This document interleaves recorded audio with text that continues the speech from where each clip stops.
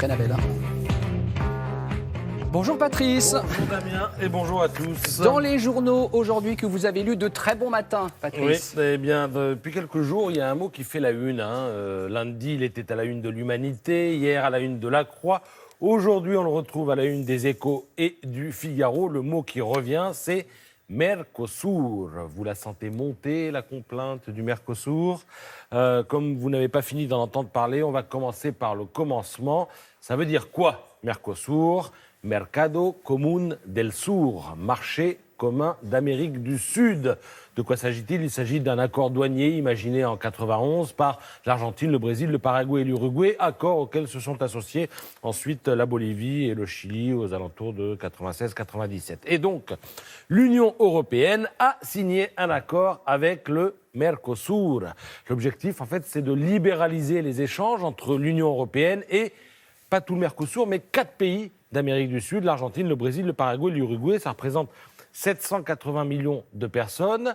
Et cet accord, Emmanuel Macron nous dit qu'en l'état, eh bien, c'est un bon accord. Sauf que ce n'est pas tout à fait l'avis de nombre de ses ministres et de nombre de personnes en France, notamment les agriculteurs. Alors, est-ce que c'est un bon accord ou un mauvais accord ? Pour le savoir, en général, il faut demander à l'autre partie ce qu'elle en pense. Et je suis donc allé sur le site du journal Clarín, qui est le plus grand quotidien argentin. Et voilà ce qu'on peut y lire. Carne, la viande, pescados, les poissons, y frutas, les fruits, podrán exportarse en Europa con arancel cero. Ils pourront s'exporter sans cero, c'est zéro, donc arancel sans droit de douane particulier, quoi. Objectivement, ils sont contents. Hein. Quand on lit l'article, ils se félicitent en Amérique du Sud.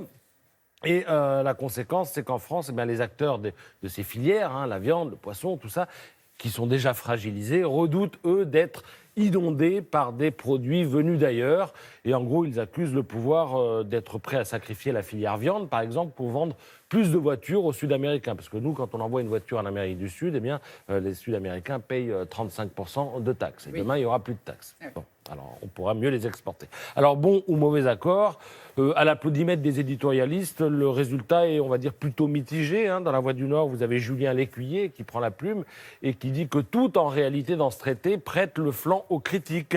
Sa temporalité, d'abord, qui contraint les nouveaux élus du Parlement européen à s'engager sur des clauses signées par l'ancienne mandature, et puis en plus, avec des quotas britanniques bientôt obsolètes du fait du Brexit.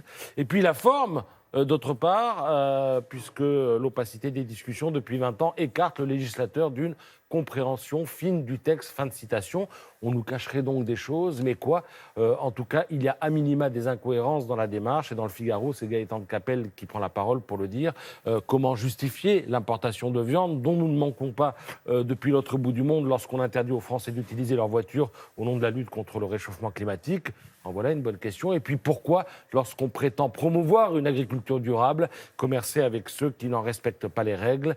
En voilà une autre bonne question. Voilà, vous en avez tout un tas aussi dans le Parisien ce matin et dans les Échos aussi. C'est un débat qui ne fait que commencer. Je pense qu'on va encore en entendre parler. Oui, j'imagine. Merci beaucoup, cher Patrice.